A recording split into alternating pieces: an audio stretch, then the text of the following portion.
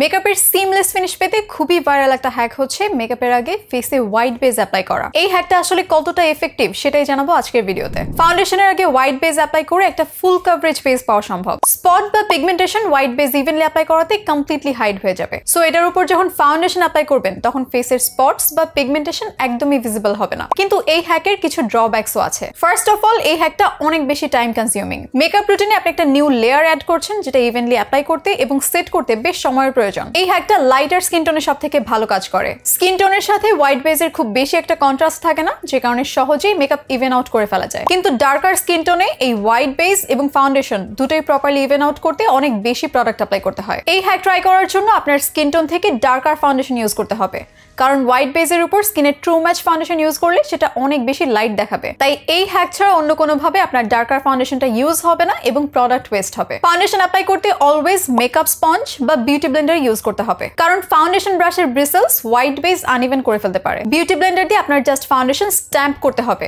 যার জন্য অনেক বেশি ফাউন্ডেশনের প্রয়োজন। হোয়াইট বেজ ইভেনলি অ্যাপ্লাই করতে এবং হোয়াইট বেজ হাইড করতে ইভেনলি ফাউন্ডেশন অ্যাপ্লাই করতে নর্মাল ইউজের চেয়ে অনেক বেশি পরিমাণে প্রোডাক্ট প্রয়োজন। আর বেশি প্রোডাক্ট লেয়ারিং মানেই মেকআপ হেভি এবং কেকি হয়ে যাওয়া। এর থেকে কালার কারেক্টিং এর মাধ্যমে লেয়ারিং করে লাইটার এবং ফুল কভারেজ বেস পাওয়া সম্ভব। কোনো স্পেশাল ইভেন্টের জন্য আমি কখনোই এই হ্যাকটা রেকমেন্ড করব না বা নিজেও ট্রাই করব না, কারণ ফাউন্ডেশনের নিচে হোয়াইট বেস অ্যাপ্লাই করলে ফ্ল্যাশ প্যাকস দিতে পারে। মেকআপের নিচের হোয়াইট বেস লাইট অ্যাট্রাক্ট করবে, যে কারণে ফ্ল্যাশ ফটোগ্রাফিতে পুরো ফেস হোয়াইট ওয়াশড দেখাতে পারে। ফাউন্ডেশনের আগে হোয়াইট বেস অ্যাপ্লাই করার এই হ্যাক সিমলেস ফুল কভারেজ ফিনিশ প্রোভাইড করলেও এটা ড্রব্যাকসও কম না। এবং এত ড্রব্যাকস থাকার পরও এরকম টাইম কনজিউমিং একটা হ্যাক ট্রাই করতে হলে আপনার স্কিন টোনে এটা স্যুট করবে কিনা সেটা শিওর হয়ে করা উচিত।